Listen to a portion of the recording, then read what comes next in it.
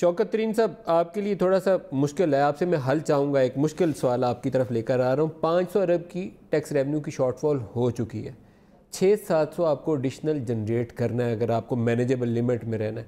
Devaluation और interest rate hike ने कोई 500-600 अरब रुपये इंटरेस्ट पेमेंट्स के बढ़ा दिए और उतना ही हमने डेवलपमेंट काट दिया।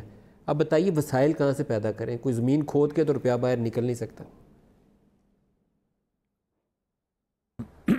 ये वसाइल तो ये हमारे पास हैं, हम उसको सही तरीके से कलेक्ट नहीं कर रहे। देखें जी, इस वक्त आपको टैक्स टू जीडीपी 11% पे फिर रही है, और जो जिस तरह हुमायूं अख्तर ने बात की, हुमायूं भाई ने बात की कि अगर आप जब तक 6% प्लस ग्रोथ रेट पे नहीं जाएंगे तो ये ट्रिकल डाउन इफ़ेक्ट नहीं होगा। और ये मुल्क जो 6 से 8% ग्रोथ रेट पे हैं, उनके टैक्स रेवेन्यूज़ जो हैं वो 19% 20% ऑफ जीडीपी हैं।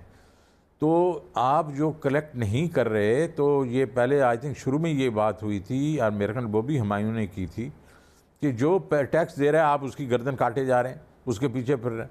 तो हम जो इस वक्त 1.7 मिलियन टैक्स पेयर्स की बात कर रहे हैं, 220 मिलियन लोगों में और 34 मिलियन हाउस होल्ड्स में, पहले तो हम इसके ऊपर अटैक करें ना। हमने उल्टी गंगा बहला दिए। हमने कर दिया कि 12 लाख रुपए जिसकी मतलब साल की इनकम है, उस पर तो कोई टैक्स होगा ही नहीं। तो we have just gone the other way. तो पहले तो ये है कि आप टैक्स नेट बढ़ाएं, आप उसको वसी करें, और उसके बीच में आपको ये 500-600 अरब तो कुछ नहीं है, ये बहुत कुछ मिल जाएगा। मैं आपको दूसरी चीज़ बताता हूँ। आज मेरे पास एक साहब आए जो कि एक्चुअली ये चीज़ हैंडल कर रहे थे। इस वक्त हमारा जो ट्रेड जो डेफिसिट है चाइना के साथ, जो असल है और जो बेसिकली जो बुक्स पे है, उसमें कोई 6 से 8 बिलियन डॉलर गायब वो नहीं है, वो नज़र नहीं आता। ये वो हैं जो कि बाहर दुबई से जिनकी पेमेंट्स हो जाती हैं या जिनकी अंडर इनवॉइसिंग हो जाती है। उनसे मैंने पूछा कि ये इन पर सेल्स टैक्स वगैरह बाकी कस्टम ड्यूटी लगा के कितना एवरेज बनता है। उन्होंने कहा जी 35 से 40% होता है जो कि देना पड़ता। तो आप जब 6 से 8 बिलियन डॉलर पर मैंने कैलकुलेट किया कि 300-350 बिलियन की इवेजन हो रही है इस पर।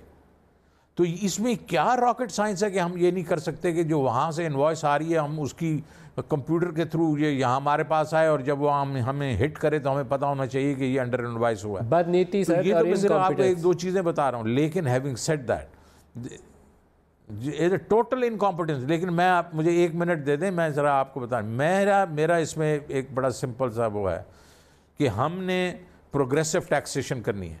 इनकम्स को टैक्स करेंगे और सब इनकम्स को टैक्स करेंगे, इसमें कोई जो सेक्रेट काउज नहीं होगी। और कंजम्पशन को टैक्स करें तो सब कंजम्पशन को हम टैक्स करेंगे। जिस दिन हमने ये सीख लिया, उसमें रियल एस्टेट भी ठीक हो जाए करनी पड़ेगी, हमें एग्रीकल्चर के टैक्स भी लेना पड़ेंगे, हमें ट्रेडर से भी टैक्स लेने पड़ेंगे। तो ये सारा कुछ जो है, मैंने जिस तरह पहले कहा था कि ये कोई आसान काम नहीं होगा, लेकिन हमें करना है। और इसमें जिस तरह एमनेस्टी ये लेके आ रहे हैं, अभी तो गॉड सेंड आपके पास अपॉर्चुनिटी आ गई है कि एक तरफ तो FATF आ गया और दूसरी तरफ से ये OECD आ गया। FATF से ये हुआ है कि कैश ट्रांजैक्शन हो नहीं रही, तो बिज़नेस ठप हो गया क्योंकि वो करने को तैयार नहीं है। वरना या STR हो जाता, CTR हो के FIA के पास चला जाता है। तो लोगों ने कहा बिज़नेस बंद करो, बिल्कुल करो ही नहीं। दूसरा OECD से नाम आना शुरू हो गए। इसी को आप लेके बेसिस बना के लोगों के पास जाएंगे, ये एमनेस्टी हम दे तो रहे हैं आपको, इसको यूज़ करें। आज मेरे पास बाद जो वक्त खत्म हो गया, काटेंगे।